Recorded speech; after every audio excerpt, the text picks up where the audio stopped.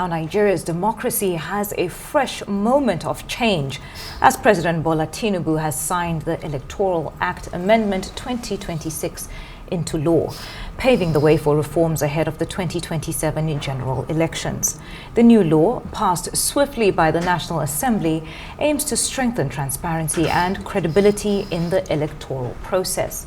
It incorporates clearer procedures for result transmission and reinforces the role of the Independent National Electoral Commission, INEC, in managing elections. While many leaders and civil society groups have welcomed the reforms as steps towards a deeper democratic practice, some opposition critics argue key demands, like mandatory real-time electronic transmission of results, were watered down during the debate. As Nigeria prepares for polls scheduled to begin in February and March of 2027, the success of the new Electoral Act will depend on effective implementation, public trust, and continued engagement by Nigerians committed to a transparent democratic future. Well, for more on this, we're joined live in the studio by Senator Plang. He represents Plateau Central Senatorial District. Thank you for joining us live on Daybreak on Arise News. Thank you very much. Good morning. So delightful indeed to have you. It's a great privilege to be on Arise TV. Yes. So we go to this to the heart of the story because of our time. Okay. The president assented the bill yesterday, barely 24 hours of a bill that had been trailed with vehement dissident voices. Does it reflect that the president has sufficient or is sufficiently in tune with the outrage that have trailed the Electoral Act, especially the contentious Section 60, subsection 3 of that draft? I think that the president is mentally alert with the bill. The bill has been going on before it reaches this stage. You normally, in the legislative making of law, there should be a bill. It undergoes first reading, undergo second reading, public hearing. It goes to each of the houses. The houses approve the bill. It goes for harmonization. So the bill has been in the domain of Nigerians and the president inclusive. So if you say 24 hours, it's not too short, because the president has been conversant with the processes, the content of the bill, and so on and so forth. Yeah, like but when we look at the background, the reality that that surrounds this, Section 58, subsection 4 provides the president 30 days to scrutinize, to amend this bill. And considering that this important draft should have been, the Minister of Finance should have been privy to this bill to also have time to scrutinize and look at possible financial implications. And also the Attorney General of the Federation, without that, within 24 hours, these key gatekeepers would have been able to scrutinize or review it. So it suggests a premeditated script that is scriptly unscripted. How do you react to this? No. The president is a Nigerian who also participates in election. You who knows about the bill, the president has an opportunity knowing about the bill just like any other Nigerian. 120-page document. Any other Nigerian. So what am I trying to say? It wouldn't look too strange for Mr. President to have known the content of the bill with his aides surrounding him. The president is more equipped to know about the bill, much, much more than even you. Because for you, maybe it's you and your own reading, but the president have technical people, advisors, special assistants around him. So I don't think that bill needed to have much, much more time for him to be conversant with before ascending to it. And the clauses are very clear, sir. Okay, does this reform strengthen internal party democracy, from your opinion? Yeah, for me, it strengthens internal democracy, especially the Section 80 that talks about direct primary. Section 84. Section 84 that talks about direct primary. You know, in most cases, when it's a delegate election, it's just a duty of few privileged people that are made delegate to make decision on behalf of the entire members of the party. But for this one, all members of the party have an opportunity to nominate whom they think will be their candidate. So I think it should be able to strengthen internal democracy. Nobody will feel marginalized. Nobody will feel otherwise. I think so. Then, again, this is the first time in our electoral law that the transmission of results is in the law, not as an alternative. So I believe that it gives room for you to really watch the processes of election, participate in the process of election, ensure that the right thing is done. For me, I feel that for the parties and Nigerians, it should be able to strengthen internal democracy. But what about as well the role of INEC? What happens if they fail to transmit these results electronically? What are the major consequences that we're looking at? You know where people seem to have divided or alternative opinion with us is about real time. I am a former councillor, a former local government chairman, a former member of the House of Assembly. I've undergone elections. I know the process of elections. I know what happens in the rural areas. Real time, if we're not careful, it can be a lacuna with the court. What's the definition of real time? What would be the impact of if real time is interpreted otherwise?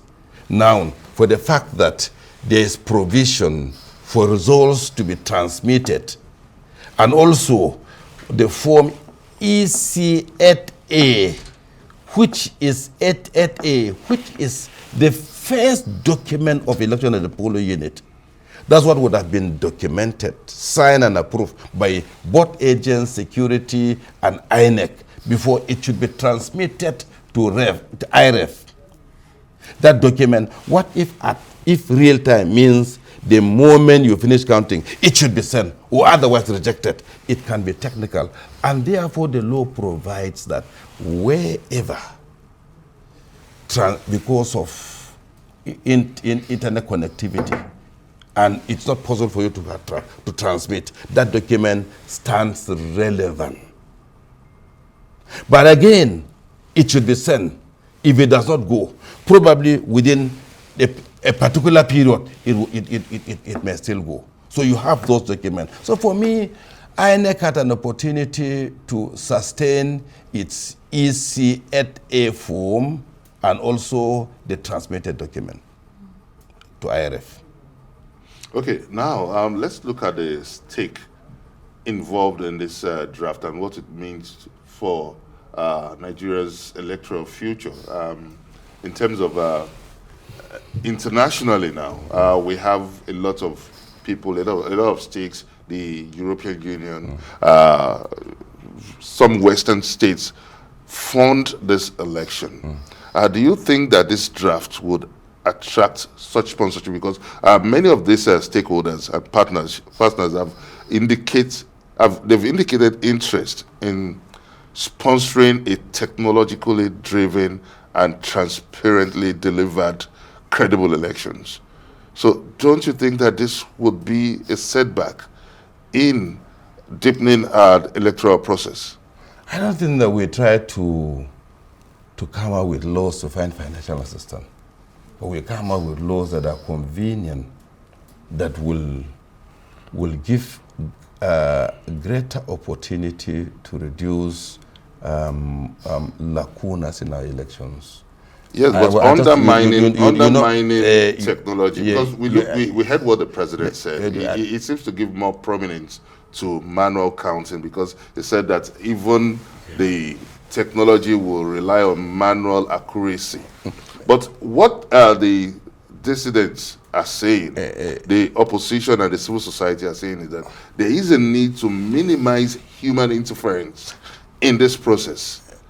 And this was the outrage that trailed the 2023 election that got as far as the Supreme Court. And the Supreme Court said that, well, the protesters will need to go back to the lawmaking process so that they can address the need to impute the mandatory real-time electronic transfer of results, which again has been undermined with the discretionary powers now being given to INEC. But are you aware that we are moving ahead? We are moving ahead. But what is You real time? are sure this is not a setback? No, it's not a setback. We are moving forward. We are moving forward. It is now Technologically or in terms of opacity? But I want to ask you a question, not obesity. What is opacity? Opacity. Opacity. No, we know I read physics.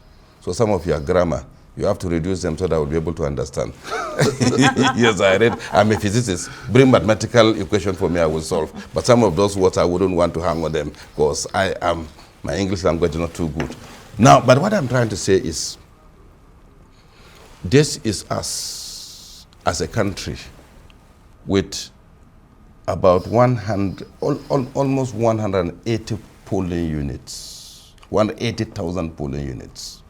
179,000, over 179,000 polling units. Elections will be done at a particular time.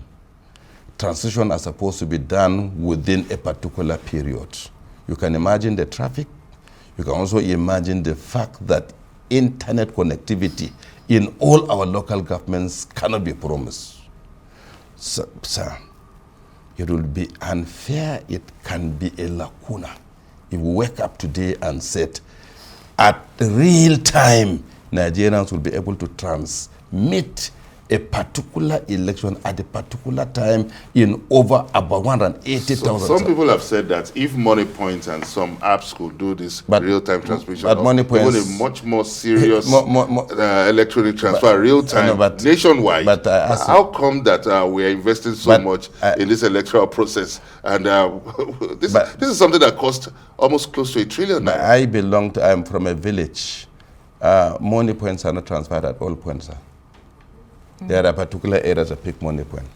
Are we going to babysit? So what am I trying to say? In the name of manual accuracy? Let me tell you, I represent the people of Plateau Central, and this is where a lot of insecurity is at. And I know that sometimes villages are attacked. People have to go somewhere and climb a mountain to get connection, even on issue of attack. Even on issue of attack. And you are telling me, when on issue of insecurity, there are no connectivity. You are telling me people will transmit. I wish they would be very sincere. I wish they would be very sincere. I believe that it is a step forward. Having brought this, as we move on technologically, we should be able to work on connectivity and be able to attend to that. Okay. Now, some analysts say that the law still gives some political elites too much power. Do you agree with this? For me, I feel the law has watered the power of political leaders. Are you aware that this direct primaries reduces any opportunity for any privileged person in power? It reduces. If you will have delegates, you'll be able to get delegates, you corner delegates in a corner, it's easy to get what you want.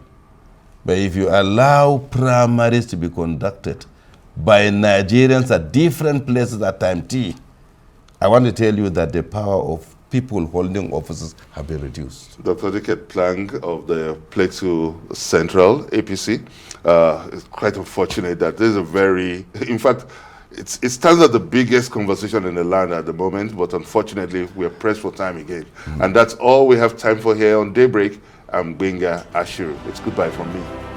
And I'm Yolanda Robert. Please do keep it here on Rise News. The morning show is next. Goodbye.